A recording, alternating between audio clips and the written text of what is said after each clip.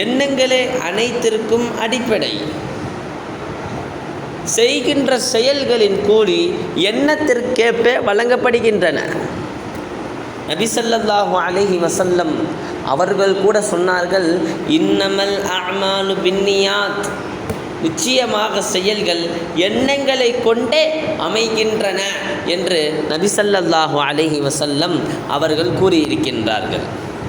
ஆம், அது உண்மைதான். இன்னும் நபி ஸல்லல்லாஹு அலைஹி வஸல்லம் அவர்கள் சொன்னார்கள், சில செயல்கள் உலக செயல்களை போன்று தோற்றமளித்தாலும் அது மறுமைக்குரிய செயலாக இருக்கும். சில செயல்கள் மறுமைக்குரிய செயல்களை போன்று தோற்றமளித்தாலும் அது உலகத்தின் செயல்தான் என்றார்கள் நபி ஸல்லல்லாஹு அலைஹி வஸல்லம்.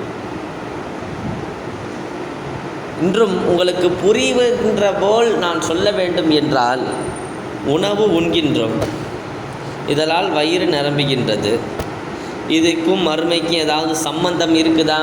இல்லை.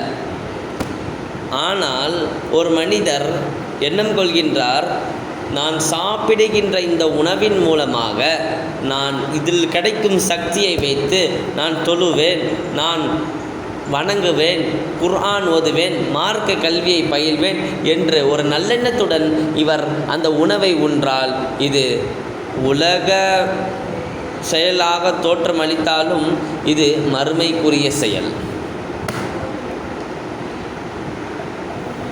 ஒரு நபர் இருக்கின்றார், அவர் தொழுகின்றார் அல்லது மார்க்க கல்வியை பயில்கின்றார். ஆனால் இவருடைய நோக்கமோ அல்லாஹ்வினுடைய திருப்தி அல்ல, அல்லாஹ்வினுடைய பிரியமோ அன்போ இவருக்கு கிடையாது. மாறாக இவர் என்னை எல்லோரும் தொழுகையாளி என்று சொல்ல வேண்டும், என்னை வணக்கசாலி என்று சொல்ல வேண்டும் என்பதற்காக இவர் தொழுதால், தொழுகை என்பது மறுமைக்குரிய செயலாக இருந்தாலும் இது உலகத்தின் செயலாக மாறிவிடும். இவர் உலகத்திலே எல்லாம் புகழ்ந்துருவாங்க, இவர் தொழுகையாளிங்க, இவங்க வணக்கசாலி, இவர் 5 வேளை தொழுகக்கூடிய ஆள் அப்படின்னு சொல்லி இங்கேயே இவர் எல்லா பட்டத்தையும் வாங்கிடுவார். தவிர மறுமையில் இவருக்கு எந்த விதமான கூலியும் அல்லாஹ்விடத்திலிருந்து கிடைக்காது.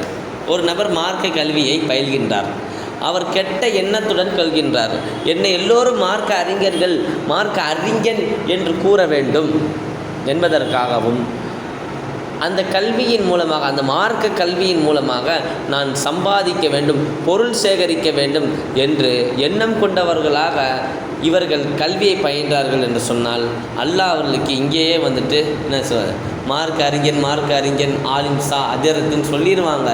ஆனால் இவருக்கு மறுமையில் எந்த விதமான கூலியும் கிடைக்காது. இன்னும் நபி ஸல்லல்லாஹு அலைஹி வஸல்லம் அவர்கள் சொல்லியிருக்கிறார்கள், ஒரு மனிதர் கல்வியை இந்த உலகத்தை கிடைப்பதற்காக ஒருவர் கல்வியை கற்கின்றார், பொருள் சேர்க்க வேண்டும், செல்வங்களை சேர்க்க வேண்டும் என்பதற்காக ஒரு நபர் மார்க்க கல்வியை கற்றார் என்று சொன்னால் அவர் சொர்க்கத்தினுடைய வாடையை கூட நுகர முடியாது என்று நபி ஸல்லல்லாஹு அலைஹி வஸல்லம் அவர்கள் சொன்னார்கள்.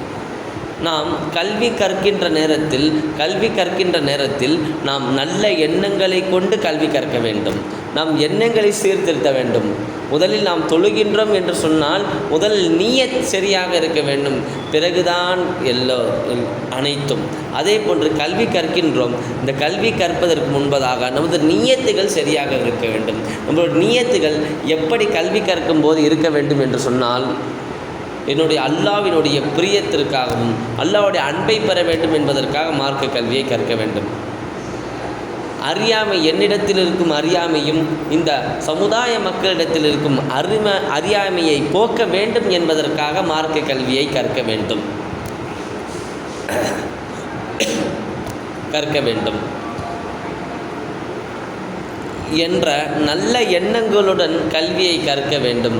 இன்ஷா அல்லாஹ் வருகின்ற காலங்களில் கல்வியை நல்லெண்ணத்துடன் பயின்று அதன்படி அல்லாஹ்வினுடைய பிரியத்தையும் அன்பையும் ஆசியையும் பெறக்கூடிய நல்ல வாய்ப்பை அல்லாஹு தஆலா எனக்கும் உங்களுக்கும் அனைவர் கல்வி கற்கக்கூடிய அனைவர்களுக்கும் அல்லாஹு தஆலா தந்தருள் புரிவானாக என்று நல்ல துஆவுடன் எனது உரையை நான் நிறைவு செய்து கொள்கிறேன். அஸ்ஸலாமு அலைக்கும் வரஹ்மத்துல்லாஹி